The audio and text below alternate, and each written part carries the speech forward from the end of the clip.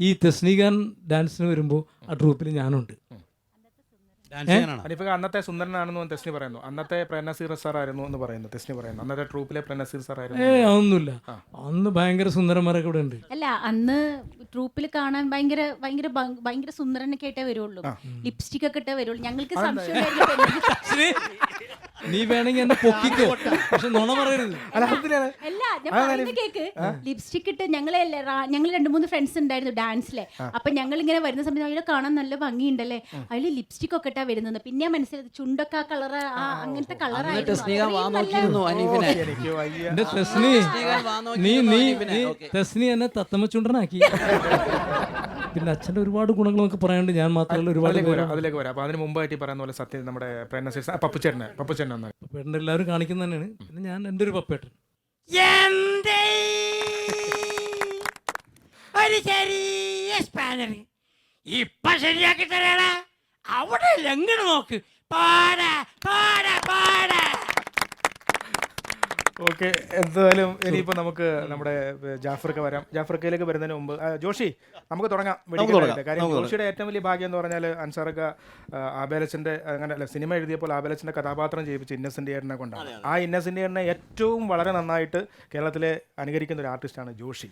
എനിക്ക് തോന്നുന്നത് പ്രചോദനം ഇവിടെ ഇരിക്കുന്ന ഇപ്പൊ മെയിലായിട്ടിരിക്കുന്ന ആൾക്കാരിൽ ഏറ്റവും ജൂനിയർ ആയിട്ടുള്ള കലാപനിലെ ഒരു സന്തതിയാണ് ഞാൻ. അങ്ങനെ പ്രായം കുറയ്ക്കണ്ട ഇവിടെ എല്ലാവരും. അല്ലല്ല, ഞാൻ വയസ്സുണ്ട്, എനിക്ക് 42 വയസ്സുണ്ട്. എനിക്ക് ഇന്ന് വളരെ ഓപ്പൺ ആയിട്ട് ഞാൻ പറയാം, 42 വയസ്സ്. 10 വയസ്സ് കുറച്ച്.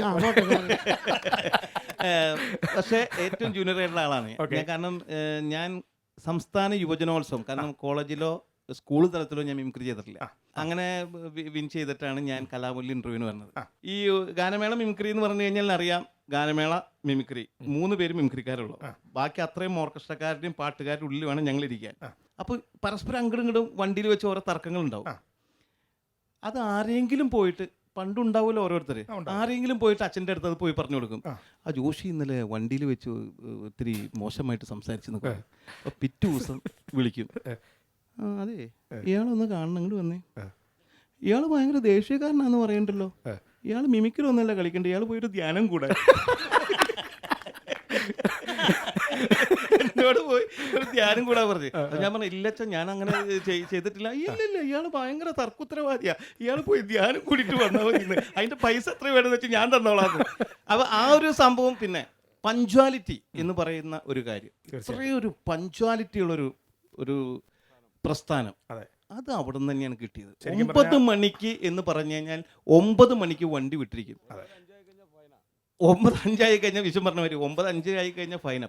ഏറ്റവും കൂടുതൽ ഫൈൻ മേടിച്ച പേയ്മെന്റ് കട്ട് ചെയ്യും. അല്ല, ആൺപിള്ളേരോ കൂടുതൽ നോക്കിയാലോ സംസാരിച്ചാലോ ഫൈൻ അടിക്കും അച്ഛൻ. അത് സംസാരിക്കാൻ പാടില്ല, ഭയങ്കര സ്ട്രിക്റ്റാ. കുറച്ച് ആണുങ്ങളെ കൂടുതൽ, അതായത് ഞങ്ങൾ ഡാൻസ് വേൾഡ് ടൂർ സമയത്ത് ഡാൻസിന് ഞാനും പ്രചോദാണ് ജോഡി. അന്ന് ഫേമസ് ആയിട്ട് ഈ എത്ര മിനിറ്റ് നോക്കാണുങ്ങളെ ഇല്ലല്ലോ, ഇങ്ങനെ 5 മിനിറ്റ് നോക്കി അച്ഛൻ പിടിക്കും. എടോ തന്റെ നോട്ടം ശരിയല്ലടോ എന്ന് പറയും അച്ഛൻ. 5 മിനിറ്റ് നോക്കി അച്ഛനെന്നല്ല ആരും പിടിക്കും. അതുകൊണ്ടാണ് ഈ തസ്നീഖാന് ഒറ്റ കാശ് കലാഭവനിൽ നിന്ന് വീട്ടിൽ കൊണ്ടുപോകാൻ പറ്റിയിട്ടില്ല.